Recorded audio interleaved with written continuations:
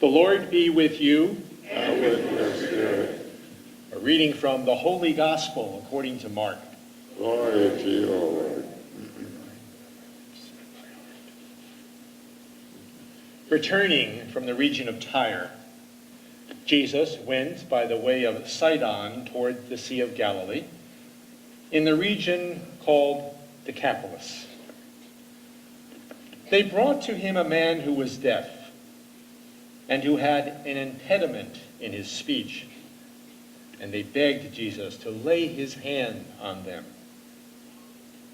Jesus took the man aside in private, away from the crowd. He put his fingers in his ears, and he spat and touched his tongue. Then, looking up to heaven, Jesus sighed and said to him, Ephata, which is, be opened. Immediately, the man's ears were opened and his tongue was released, and he spoke plainly. Then Jesus ordered those gathered not to tell anyone. But the more he ordered them, the more zealously they proclaimed it. They were astounded beyond measure, saying, He has done everything well. He even makes the deaf to hear and the mute to speak. The Gospel of the Lord. Praise to you, Lord Jesus Christ. Anyone here like the symphony? Most. I love it. It's powerful. It's magnificent. It's inspiring. So knowing that it looks like most, if not all of you, agree that we love the symphony, what if I were to tell you that right now, buses are pulling up outside our doors, we're all going to go out immediately after Mass, we're going to go down to the PAC, and we're going to hear the Milwaukee Symphony Orchestra. Would you be excited? What would happen then if we got there and this happened?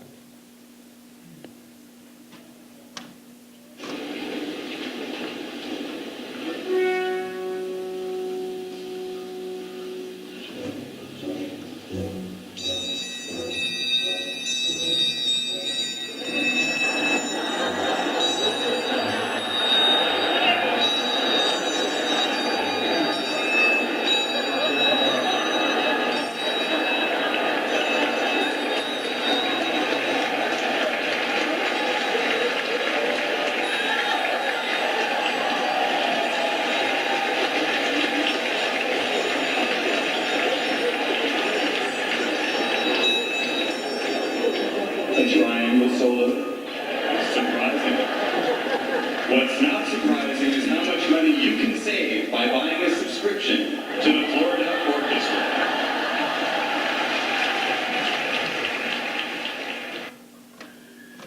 Now, what would have happened if I told you that we're going to hear a triangle solo? Maybe you wouldn't have been as excited. However, were you entertained? Did you see ability even in the triangle player? Sometimes, my sisters and brothers, we see with the eyes of the world, and we notice what we call disability. And we don't look beneath the surface and see the ability. All three of our readings today have something to do with this notion of what the world calls a disability. We hear in the first reading and the gospel about being deaf, being blind, not able to speak. And we hear in the second reading from James about what I'll call social disability. Let's start with that second reading. St. James tells the story about two people who come into the assembly. One rich, and obviously so, and we say, take the seat of honor. You sit here with your jewelry and your fine clothes. The other came in, obviously poor, shabby clothes, maybe even didn't smell very well, and we say, you sit over there. Or maybe we don't have a seat for you, you sit on the floor. We never give the poor one, in this case, the one who looks like they may not be equal, they may have a social disability. We never give them even a chance to get to know us and for us to get to know them. This notion of ability and disability is one that came to life for me within the last year at St. James. I will tell you, there is an evangelist. There's a modern-day evangelist who walks there.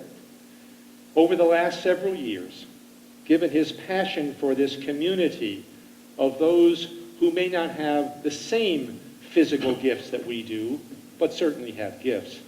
He's been working with the governor's office. He's been working with all the Milwaukee area counties' executive offices. He's been working with school systems and with businesses. And when he began to tell me about that and consider how these parishes could help him, I inaccurately called him to give what we called disability awareness training. He was kind and didn't say anything, but when I went to the session, some of you here did, he corrected me and said, no, this isn't disability awareness, this is ability awareness. This is training about how to recognize in every human being their ability. One specific example I can relate to right here at Good Shepherd. And I remember telling Kurt this, that's the individual I'm speaking of. I must admit I boasted about Good Shepherd because I told him about a Eucharistic minister who used to come here, it still does on occasion. She's older now and is I think, out of school. But she would come here to receive the body or blood of Christ to distribute and then go to the station. And I told Kurt how sad I was that she was wheelchair bound. And he said, no, Sandy, she isn't wheelchair bound, she's wheelchair enabled. It's the wheelchair that gives her mobility.